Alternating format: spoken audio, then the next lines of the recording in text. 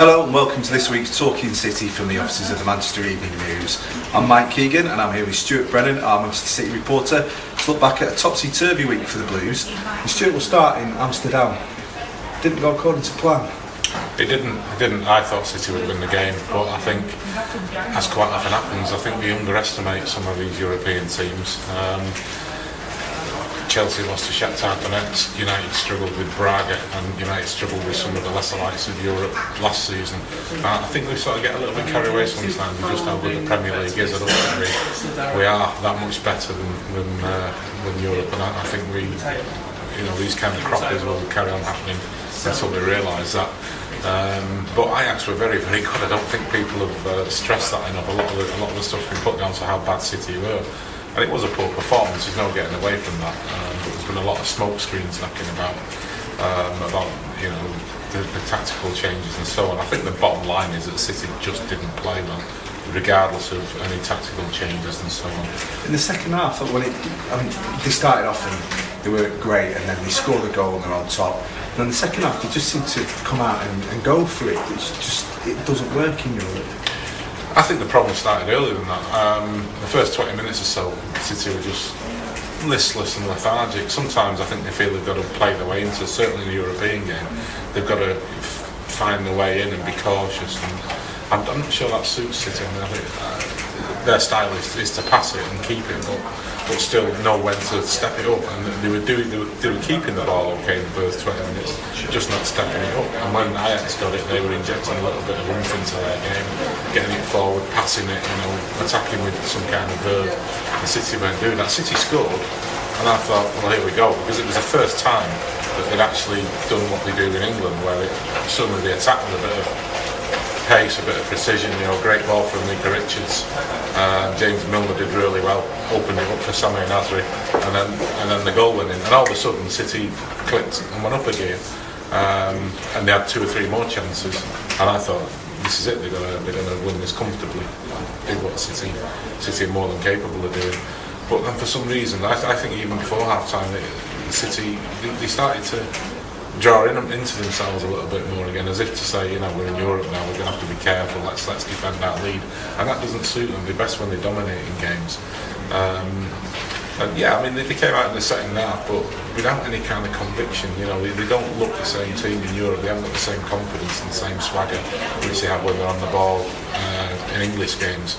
And they allowed Ajax to dominate possession. They allowed Ajax to play the way they wanted to play.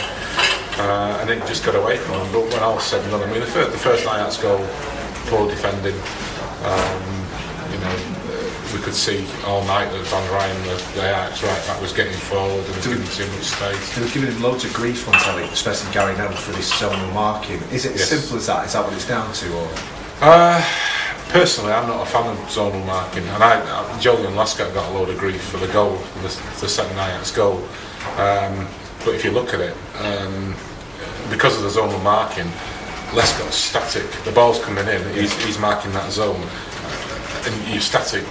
Whereas the player coming in, Moisander, he's running onto the ball. You never you never are. Lescott's got some grief for not jumping, not least from Roberto Mancini. But you've got a player running in, and Lescott's sticking to the zone as he's told. Then he's got to jump from static. For me, you're always best. As an amateur, I used to play in defence, play somewhere else sometimes. You always prefer to be with the striker, and then you're in his way. You're stopping his run, you're blocking his run, and if he does get away, you're with him and you jump in with him, or you're standing off and then coming to meet him, whatever. But you're actually competing with him. I think when it's a zonal marking, I think sometimes you can lose something with that. Just giving them the advantage. Yeah, I think sometimes you do, and we saw it happen at Liverpool. Martin Skirtle scored a goal in similar circumstances, running in, and people didn't jump with him because they're all standing, patrolling their zone, if you like, and then it doesn't happen. So I'm not a great fan of it, but Roberto Mancini is a top coach. He knows where he's at. He'd probably be able to flag up dozens of times where it's actually worked. Yeah. So it's like the 3-5-2 argument. There's 6 and 1/2 a dozen of the other. So we move on to Saturday. Didn't come across as a great atmosphere at the Etihad. It just seemed like bit niggly, and it just wasn't the best of nights for City. But they've come out of it with a win. No, I think Gareth Barry, we've done a piece that's in Tuesday's paper. Gareth Barry saying that it's the third game in 7 days, and when that happens, especially when the middle one's a European one, you do tend to get flat performances. Yeah, and people are tired. They're still getting the aches out of their bones from midweek, and it's all about winning the game. It's all about the result. Yes, and as Vincent Company said in the Evening News Monday night. People won't look back on it at the end of the season and say, "Oh, that was a poor performance." They will see 3 points, 1-0, 3 points. There were several of these last season. City had a great season last season. Everyone remembers the Cavalier football, the great football they played. Nobody remembers the fact that they eked out several scrappy wins. They won at Villa with a scrappy Julian Lescott goal when they played poorly. There were quite a few of those, and people forget them in the general rush of things. And that's just another one. It's a good result, and in the circumstances, it wasn't a good performance if you paid your money to go and watch it, but in terms of eking the result out and the way that they came out in the second half and imposed themselves on Swansea, and the goal was a great goal. In terms of those, it was a decent performance. Lots of talk in the Nationals this morning about the arrival of cheeky Begaristain. Pronounce that all right?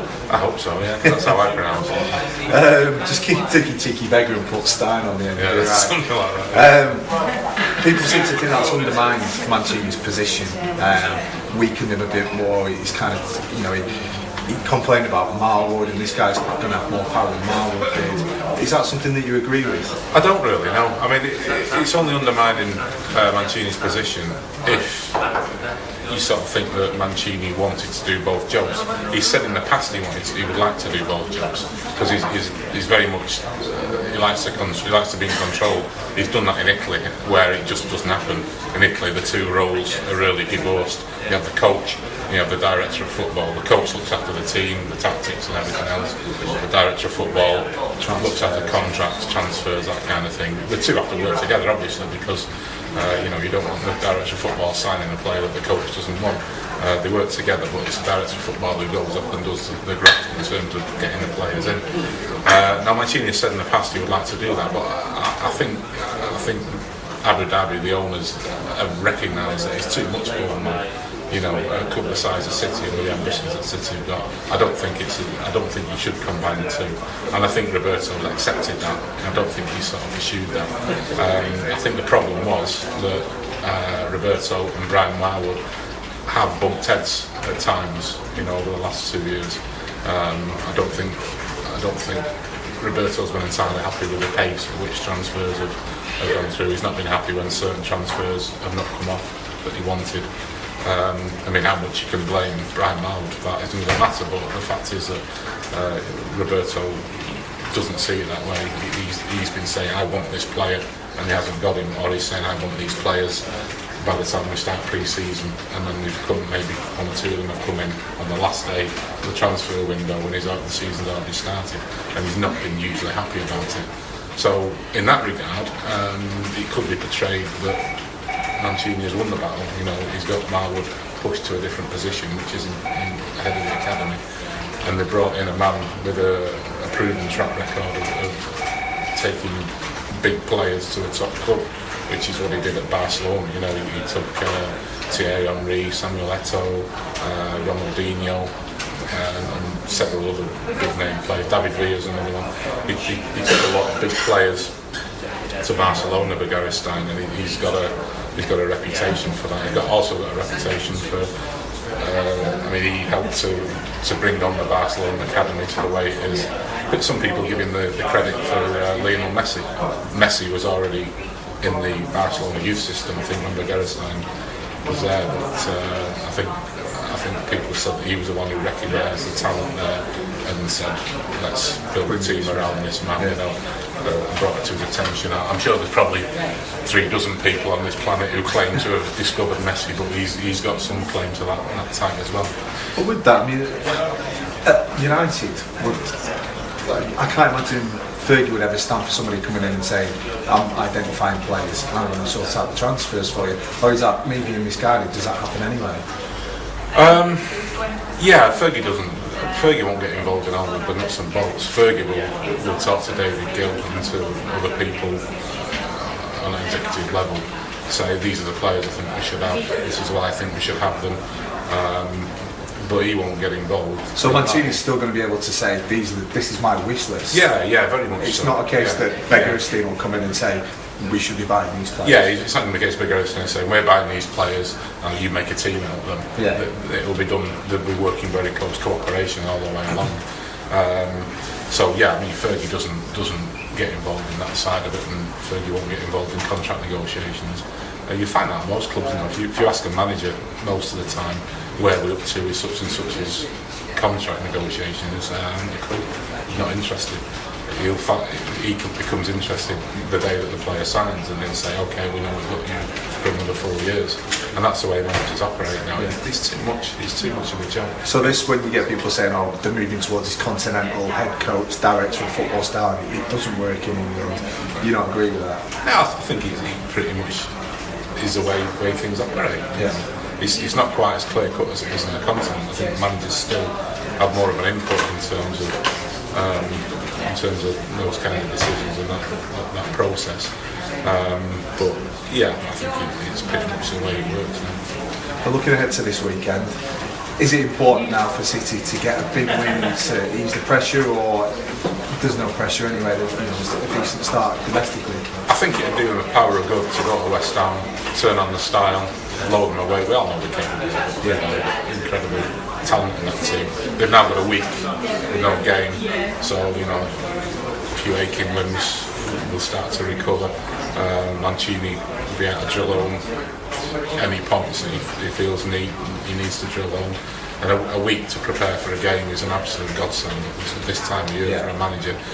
So he'll be pleased in a lot of ways that they're out of Capital One Cup, because he won't have that to sort of disrupt the middle of the week. A bit of a blessing in disguise, really. That I think it is. I mean, even though he'll change the whole 11 players, you still have the manager and several of the first team scooting off to some far-flung English stadium to play a game that nobody's massively interested in.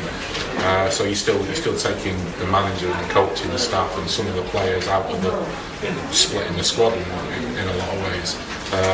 This way you keep all the squad together, the manager, the coach and the staff, they're all there and they're all working towards what they need to do at West Ham on Saturday, and I think that's a huge bonus.